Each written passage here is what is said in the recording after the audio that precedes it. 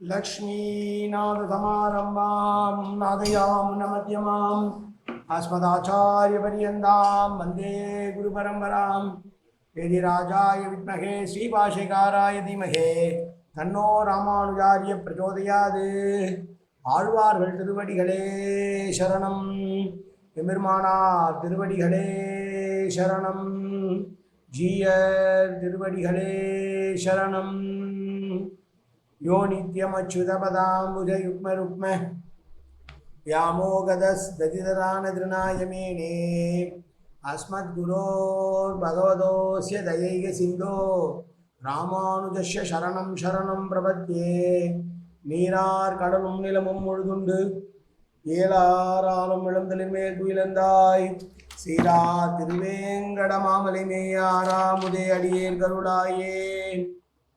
எல்லாம் வல்ல ஏழுமலையான் பெருங்கருணையால் 4000 திவ்ய பிரபந்த பாசுர பதிவேற்றுகளின் வரிசையில் இன்றைக்கு 2537வது நாள் பாசுர பதிவேற்றம். திருமங்கையாழ்வாருடைய பெரிய திருமங்கையாழ்வார் அருடைய திருக்குறுந்தாண்டகம் என்கிற 20 பாசுரங்கள் கொண்ட இந்த பிரபந்தத்தில் இன்றைக்கு 2வது நாள் பாசுர பதிவேற்றம். குறுந்தாண்டகம் என்பதும் நெடுந்தாண்டகம் என்பதும் இறைவனை பற்றி பேசுகிற பிரபந்த வகைகளிலே ஒன்று. அரிசீர் என்று சொல்லுவார்கள். ஒவ்வொரு வரியிலும் 6 வார்த்தைகளை கொண்டது, 4 அடிகளை கொண்டது இந்த பாசுர வகைகள். அப்படி திருக்குறுந்தாண்டகம் என்பது 20 பாசுரங்களும் திருநெடுந்தாண்டகம் என்பது 30 பாசுரங்களுமாக அருளி செய்திருக்கிறார் திருமங்கையாழ்வார். திருமங்கையாழ்வாருக்கு பல பெயர் உண்டு. ஆலிநாடன், அருள்மாரி, அரட்டமுக்கி, அடையார் சீயம், கொங்குமலி, குழலியோர்கோன், மங்கைவேந்தன், கொற்றைவேல், பரகாலன், கலியன் என்பது அவற்றிலே சிலவற்றை நாம் பார்க்கிறோம். அவருடைய இயற்பெயர் பாசுரத்திலே எடுத்தாளும் போது கலிகன்றி என்றே கையாண்டு வருகிறார். எனவே நாமும் பொருள் விளக்கம் தருமிடங்கள் எல்லாம் கலிகன்றி என்ற இயற்பெயரை பயன்படுத்துகிறோம் என்கிறார் பள்ளத்தூரார். திருமங்கையாழ்வாருக்கு மிடுக்கன் என்பது ஒரு பெயர். கலியன் என்ற சொல்லுக்கு மிடுக்கன் என்கிற பொருள் உண்டு. அதுபோல பரகாலன் என்ற சொல்லுக்கு அகம் புறம் என்கிற உள்ளத்து பகையையும் புறப்பகையையும் வென்றவர் என்பதனால் அவருக்கு பரகாலன் என்று பெயர். நம்மாழ்வார் எப்படி பராங்குசர் என்று அழைக்கிறோமோ அதுபோல் இவரை பரகாலன் என்று அழைக்கிறோம். நம்மாழ்வார் அருளி செய்த திருவிருத்தம், திருவாசிரியம், பெரிய திருவந்தாதி, திருவாய்மொழி ஆகிய 4ம் முறையே ரிக், யஜுர், சாமம், அதர்வணம் என்கிற வேதங்களை ஒட்டி இருப்பதாக சொல்லுவார். 4 வேதங்களுக்கு ஒப்பாக நம்மாழ்வாருடைய பாசுரங்களை சொல்லுகிற பொழுது கலியனுடைய கலியன் அருளி செய்த 6 பிரபந்தங்கள், இந்த 6 பிரபந்தங்களை வேதத்தினுடைய அங்கமாக இருக்கக்கூடிய வேதாந்தங்கள் என்று சொல்லுவார். கலியன் எழுதிய 6 பிரபந்தங்கள் பெரிய திருமொழி 1084 பாசுரம், திருக்குறுந்தாண்டகம் 20 பாசுரம், திருநெடுந்தாண்டகம் 30 பாசுரம், திரு எழு கூற்றறிக்கை என்பது 46 கடிகளை கொண்ட ஒரே ஒரு பாசுரம். சிறிய திருமடல் ஒரே ஒரு பாசுரம் 156 அடிகளை கொண்டது. பெரிய திருமடல் ஒரே ஒரு பாசுரம் 297 அடிகளை கொண்டது. இப்படி 6 பிரபந்தங்களை இவர் படைத்திருக்கிறார். எப்படி நம்மாழ்வார் வேதத்திற்கு ஈடாக அவருடைய பிரபந்தங்களை படைத்தாரோ அந்த வேதத்திற்கு அங்கமாக இருக்கக்கூடிய வேதாந்தங்கள் என்று சொல்லக்கூடிய 6 பிரபந்தங்களை கலியன் படைத்திருக்கிறார் என்பதை பார்ப்போம். கலியனுடைய தனியன் கலையாமி கலித்வம்சம் கவின்லோக திவாகரம் யசிகோபி பிரகாசாபி ஆபித்யம் நிகதம் தம. வாழி பரகாலன் வாழி, கலிகன்றி வாழி, குறையுறூர் வாழ்வியந்தன் வாழியரோ, மாயுவனை வாழ்வெளியால் மந்திரம்புள் மங்கையர்வோன் தூயோன் சுடமானவேன். நெஞ்சுக்கு இருள்கடி தீபமடங்கா நெடும்பிறவி நஞ்சுக்கு நல்ல அமுதம் தமிழ் நன்னூல் துறைகள் அஞ்சுக்கு இலக்கியம் ஆரண சாரம் அரசமய பஞ்சு கனலில் பொறி பரகாலன் பணுவல்களே. எங்கள் கதியே ராமானுசம் முனியே சங்கை கெடுத்தாண்ட தவராசா, பொங்கு புகழ் மங்கையர் போந்திய மறையாயிரம் அனைத்தும் தங்குமணம் நீ எனக்கு தா.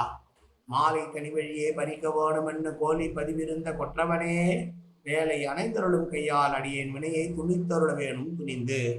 இதோ திருக்குறுந்தாண்டகத்துடைய 2வது பாசுரம். காற்றினை, புனலை, தீயை, கடிமதில் இலங்கை செற்ற ஏற்றினை, இமயம் மேய எழில் மணி திரளை, இன்ப ஆற்றினை அமுதம் தன்னை அவுணன் ஆறுயிரை உண்ட கூற்றினை குணங்கொண்டு உள்ளம் கூறு நீ ஊறுமாறே. தன்னுடைய நெஞ்சத்தை பார்த்து சொல்லுகிறார். காற்று நீர் தீ முதலான பஞ்சபூதமயமான உலகத்தையே சரீரமாக உள்ளவனே என்று. பஞ்சபூதங்களில் 3ஐ குறிப்பிட்டு மற்றதை கூறாவிட்டாலும் அவை உபலட்சணமாக அதோடு சேர்ந்திருக்கிறது. கடிமதில் இலங்கை செற்ற ஏற்றினை, அரண்கள் பலவிதமான அரண்களை கொண்ட இலங்கை என்கிற அந்த நகரத்தை உடைத்து முடித்த காளை போன்ற ராமனே.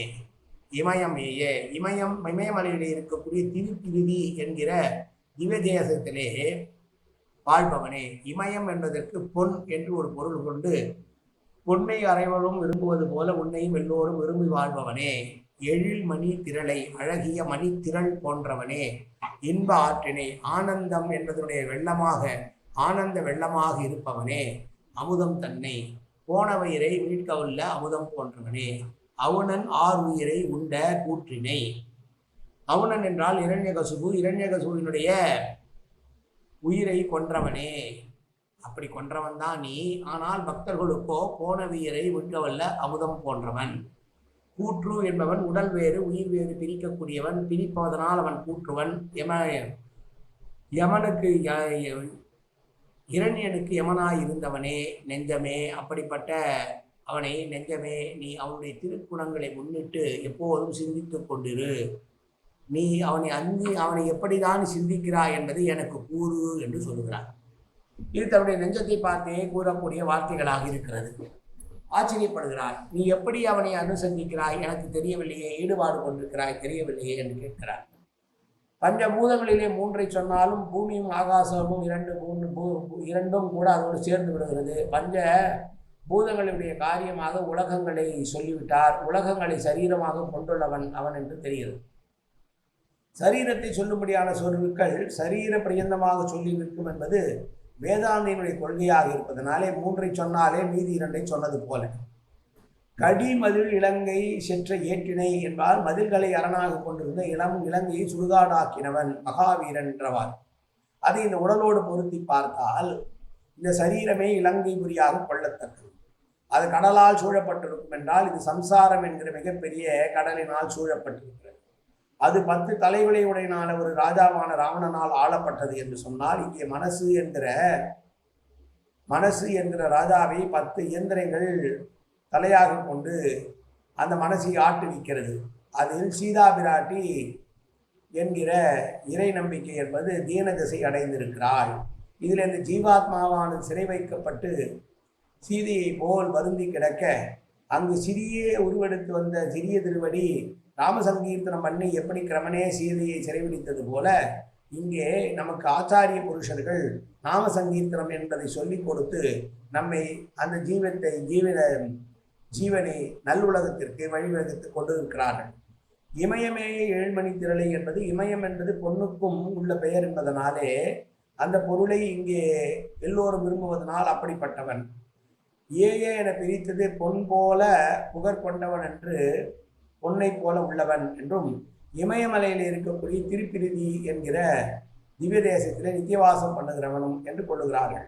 அழகிய நீலரத்தனங்களை குவித்து வைத்தார் போல இனிமையாய் இருப்பவன், பார்ப்பதற்கு ரம்யமாக இருப்பவன். எழில் மணித்திரள் என்றால், மணித்திரள் என்றால் மணிகளை மலை போல் குவித்து வைப்பது, பார்ப்பதற்கே அழகாக இருக்கும். இன்பமானவற்றையெல்லாம் ஆனந்தம் என்று சொல்கிறோம். அப்படி ஆனந்த வெள்ளமாக வடிவெடுத்துள்ள அவனை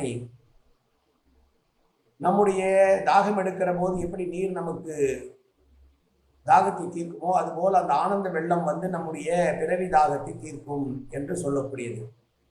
இப்படி அமுதம் தன்னை என்றால் அன்பர்களுக்கு ஆறாமுதமாக இருப்பவன், அதே நேரத்தில் இரண்யகசிபு போன்றவர்களுக்கு யமனாய் இருக்கக்கூடியவன் என்று சொன்னார். அப்படியெல்லாம் இருக்க உள்ளம் குணம் கொண்டு நீ கூறு என்று அருள் செய்தவுடனே, நீ என்ன எப்படி அவனை ஈடுபாடு கொண்டிருக்கிறாய் உள்ளமே என்று தன்னைத்தானே கேட்டுக்கொள்ளுமாறு அமைந்த இந்த பாசுரம் மீண்டும் ஒரு முறை பாசுரத்தை சேவிக்கலாம்.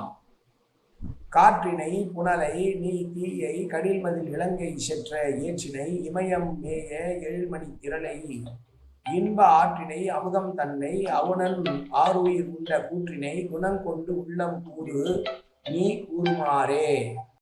காயேன வாச்சா மனசேந்திரியோ அபியாப்தனாவா பிரகதேசபாவாது கரோமி சகலம் பரஸ்மை ஸ்ரீமன் நாராயணாய சமர்ப்பியாமி. உடலாலும் உள்ளத்தாலும் வாக்காலும் சகலவிதமான பாவங்களும் தோஷங்களும் நிறைந்ததாக இவ்வுலகத்துடைய ஏற்படுத்த போதிலும் அடியேன் செய்கிற நன்மனையோ தீவனையோ தன்னையுடைய கமலமலர் பாதங்களில் சமர்ப்பிக்கின்றனா. காத்தொழுவாய் கண்ணா, ஏற்றுக்கொள்வாய் கண்ணா, எப்போதும் திருநாமம் கண்ணா கண்ணா கண்ணா என்று நாடுவதற்கு கண்புரிவாய் கண்ணா. சர்வத்திர கோவிந்தநாம சங்கீர்த்தனம். கோவிந்தா கோவிந்தா கோவிந்தா கோவிந்தா கோவிந்தா கோவிந்தா கோவிந்தா கோவிந்தா கோவிந்தா.